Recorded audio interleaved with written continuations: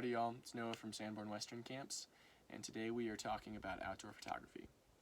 The goal with this video and today is to give you some basic tips and tricks that will allow you to feel comfortable and confident using your camera in the outdoors.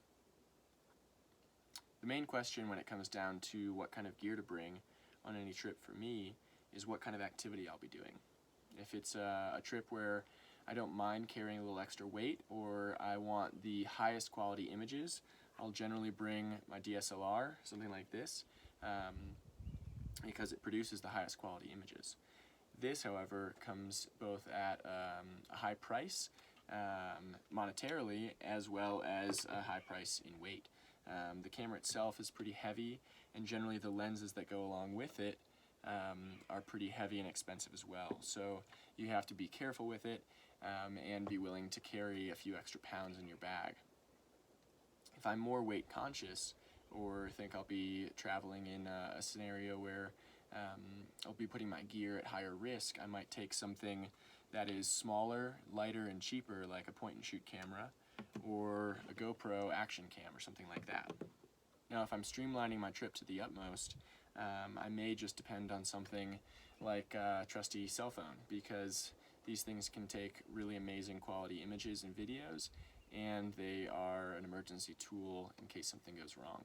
So for today, we're going to focus primarily on photography with a cell phone and how you can get the most out of your images coming from a device like this.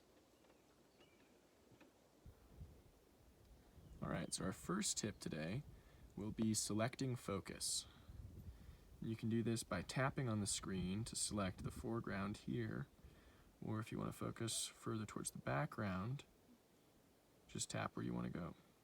This will allow you to focus on a certain area, and the phone will select the exposure that it thinks is best for whatever area you want to focus most directly on.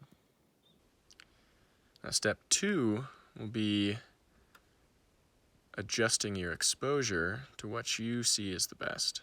To do this, you drag your finger next to this star icon, drop the exposure lower, or raise it up, depending on what you want to see as your final result. My favorite way to use these select features is in macro photography, where you can really get close up to the feature that you want to capture the most.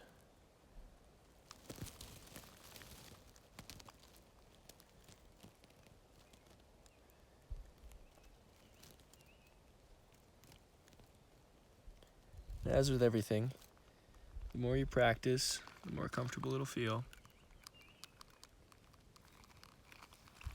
So get out and get shooting. Let us know if you have any more questions.